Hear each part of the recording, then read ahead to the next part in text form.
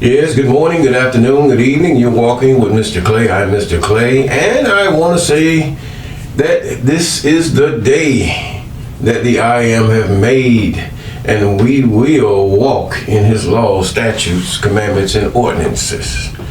Yes. We're in the book of Isaiah chapter 11 as you prepare. Yes.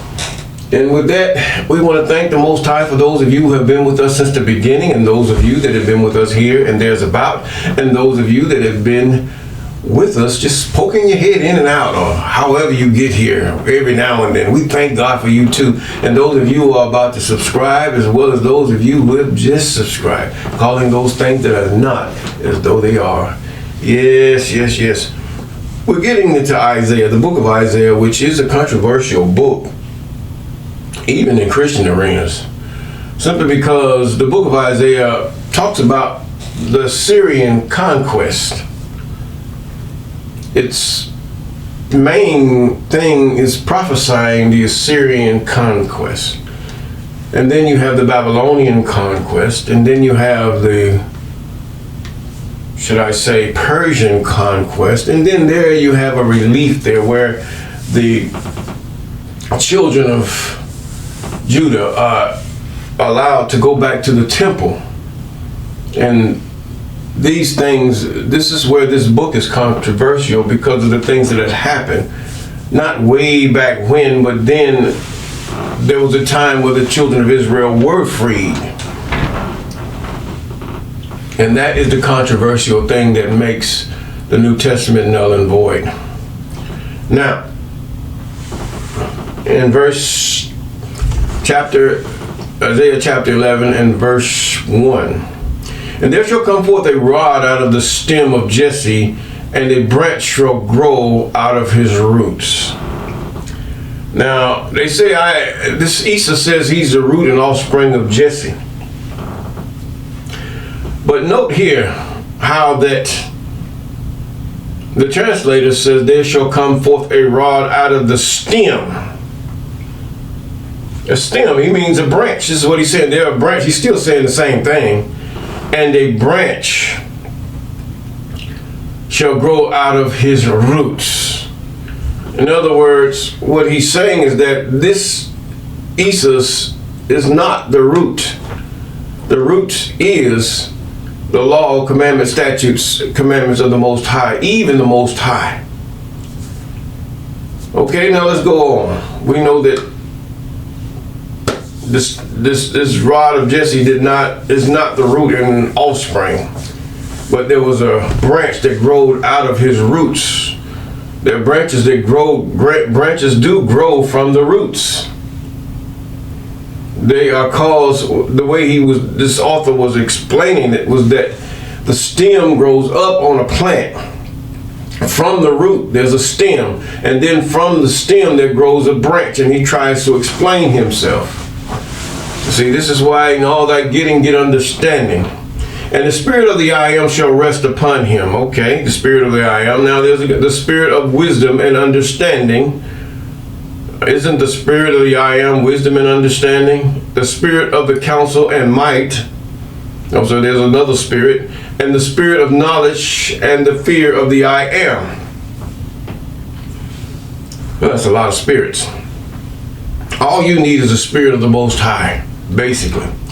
And shall make him of quick understanding in the fear of the I Am, and he shall judge not after the sight of his eyes, neither reprove after the hearing of his ears. But what? Judgment. In other words, judgment is when all the evidence is put forth and you judge according to what? The law. As to what this person is guilty or innocent. That is the standard, the law, statutes, commandments, and ordinances of the Most High. Did this Esau judge after the commandments, statutes, and ordinances of the Most High? There's only one instance where I've read where he told them to go and show themselves to the priest. But still, where is the law taught here? All I heard was I commandment, love, this and that. But nobody knows what love is. Nobody understands what love is. When we know that the love of the Most High is fairness. See, this is what people cannot understand, especially those that are not accountable to the Most High. We cannot understand how that the Most High uses fairness. No matter how bad it seems to you, a murderer to be put down the time that he murders, a rapist to put down the time that he raped, one that is, should I say, caught in adultery to be put down at the time that they are caught in adultery, if there is more than one witness, and if those witnesses should, according to the laws of Israel, the Most High have told them to do, if that one that accuses them or the group that accuses them be found false, then they shall suffer the same as the accused. See, we don't understand these things. Many of us don't. I'm not going to say all of us, but many of us do not understand the Most High. And this is where we're trying to get an understanding. You can't get around it regardless. The Most High is going to do what is purposed by the will of the Most High. But the fact is that we have to understand and know the Most High. Right? Not trying to figure the Most High out or become ignorant or call the Most High a liar, as many have done. You look at social media all day long, and most of them are women. Men do it too, but most of them are women. They come against the Most High, and it is evident by, look what happens. You're less lost and alone and bitter. Now, and shall make him of quick understanding in the fear of the I am, and he shall judge not after the sight of his eyes. Okay, that's the typical. That is the way the law works. We judge by the law. What is the standard? But with righteousness shall he judge the poor, and reprove with equity for the meek of the earth, and he shall smite the earth with the rod of his mouth. What? And with the breath of his lips shall he slay the wicked. We know he's either talking in parables or metaphors. The Most High has already put forth how the Most High was going to judge the poor and reprove with equity for the meek of the earth. And this is where you got where they have just set up this whole scenario through the book of Isaiah. And some of the other books, they have little tidbits. They have set this up to insert. This is a whole chapter inserted to it. And righteousness shall be the girdle of his loins, and faithfulness the girdle of his reign. Do we actually know this? There are no books dedicated to the life of this Isus, should I say, no further than when he was a child that went to Egypt, and then after this Isus supposedly had gotten, should I say, baptized with the Holy Spirit, or whatever you want to call it. There's only one Spirit. That's the Spirit of the Most High that creates all things. And the Most High have already created all that the Most High is going to create. And after that, he tells everything to multiply after its kind. He commands it. It's a law. And then the spirits that came from the Most High, that were created from the Most High originally, they are either bound in chains or they have existed from the beginning. The names are written in the book of Enoch, Jasher, and Jubilees of these spirits. Not all of them, but to help our understanding, yes. Now, the wolf shall lay down with the lamb, and the leopard shall lay down with the kid, and the calf, and the young lion, and the fatling together, and the child shall lead them. That sounds like Greek stuff to me. And the cow and the bear shall feed their young ones and lie down together, and the lion shall eat straw like an ox.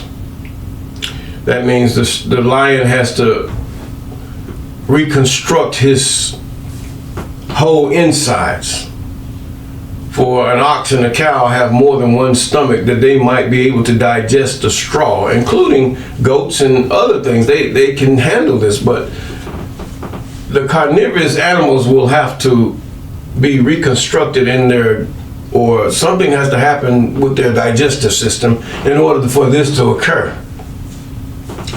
So strike another strike there. And the sucking child shall play on the hole of the asp, and weaned child shall put his hands on the cockatrice den. Maybe. And they shall not hurt nor destroy in all my holy mountain, for the earth shall be full of the knowledge of the I am, as the water covered the sea. Okay. In my holy mountain, there is a place called Jerusalem, Mount Zion. It's a hill. Mount Zion was once, as we read before, it was called a hill. Some call it a mountain. Some call it, we are confused in this area. But it is evident that Tel Arad is the city of David. It just has been changed by those who have colonized that area by the mandate of Deuteronomy chapter 28. The land has spit the child of Jacob out plainly. Let's continue. Okay, then they shall not hurt or destroy my holy mount, for the earth shall be full of the knowledge of the I am, as the waters cover the sea. Okay, so you have to go around and proselyte the earth. No. These people are going to want to know who the I am is. Keep reading the Most High, about the Most High. They will want to know who the Most High is. Want to know the laws, statutes, commandments, and ordinances of the Most High in order to please the Most High. These things are so. The Most High does not force on people. No, does not force at all. Only those that are forced are the ones that were called and have agreed in a covenant with the Most High. Now we have to really understand this.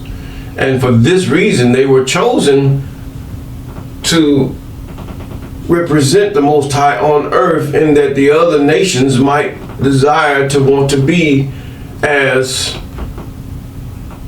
they are. Now, what had happened is that they want to be like the other. It has happened in total reverse. That the people's will have been changed because they have failed the test.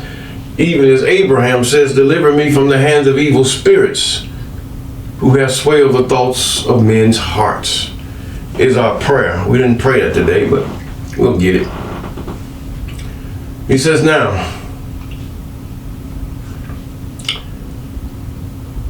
in that day there shall be a root of Jesse. Hold up now. You just said there shall be a root of Jesse. In other words, this was the beginning of Jesse. But now you come up to the point. This person who made this chapter come up to the point says that he says that there shall come forth a rod out of the stem of Jesse. It's a branch. And a branch shall grow out of the roots. Now here it is being changed again.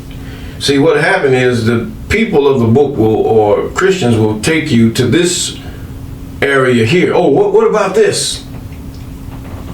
You have to really be on your P's and Q's to understand this. Now he comes up again and says, in that day shall a root of Jesse, which shall stand for the ensign of the people, and to it shall the Gentiles seek, and his rest shall be glorious. The root. See, this is what makes this null and void. Even this chapter here, to a certain point. Now, it gets back to its context later. He says, and it shall come to pass in that day, the I am shall set his hand again the second time to recover the remnant of his people. The second time? Hold up now. First you're talking about the end time. Now you're coming back to the second time. Okay, let's put it this way. It shall come in the second time, the hand of the remnant of his people, which are left from Assyria, from Egypt, and from Pathros, and from Cush, and from Elam, and from Shinar, and from Hamath, and from the islands of the sea.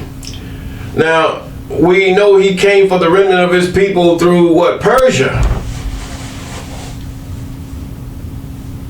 Persia was part of where the Most High, you read the books of Ezra, you read the book of, although they were still, the political leadership was still, Persia was still over them. But this here is what the Most High is talking about.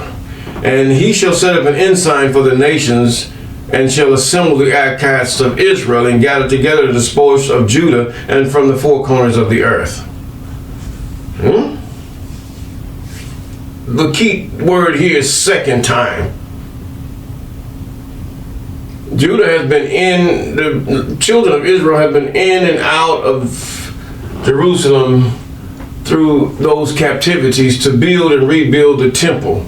Even in the time of the Maccabees, they were still rebuilding or repairing or whatever they did to the temple.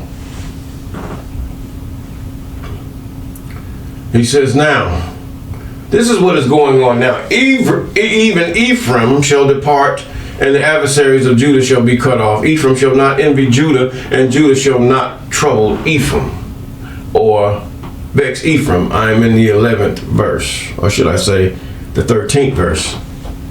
Verse 14. But they shall fly upon the shoulders of the Philistines toward the west. Does that mean literally fly? No. They shall spoil the east together, and they shall lay their hand upon Edom and Moab, and the children of Ammon shall obey them. What he's talking about is the children of Ephraim shall go against with the Philistines toward the west. He's talking about coming back down west of the what? Red of the Dead Sea. This is what Edom is. West and south. And Moab. Moab is the children of Lot. And the children of Ammon shall obey them. In other words, they're going to bring them into captivity. And now this here can be during the time of the Syrian. We will find that out later. And you can also find that out through the book of Chronicles and Kings.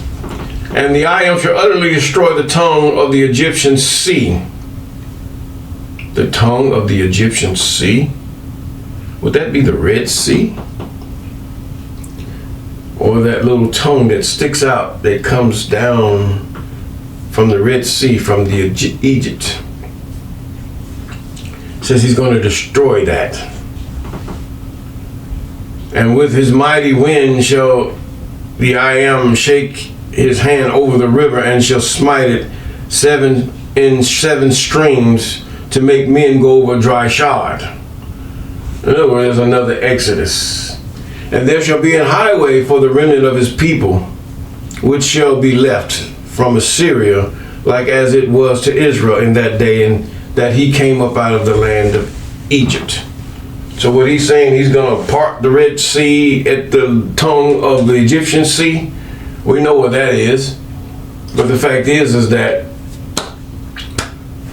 this is a mixture of present, past, and future that really makes no sense at all, according to the narrative of the book of Isaiah, which is about the Assyrian war that leads up to the Babylonians, that leads up to the Persians.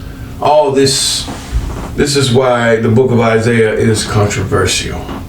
Period. Now, if we do those things that are right before the Most High, we will not be confused. Seeking to understand. I understand what they are talking about here in this book. Seeking to understand. Seeking to know. And not be offended at the things that we see and hear when it comes to the books that were written. Because each book is to be treated separately. But they should I say, they should agree with one another and so forth in so many ways. This is how we get our wisdom and our knowledge of the Most High. To make sense of it. This doesn't make spiritual or literal sense in what they're saying. Now, any comment, question, or whatever is welcome. But first, know what you're talking about. Don't come to me with one scripture or two. You come with context.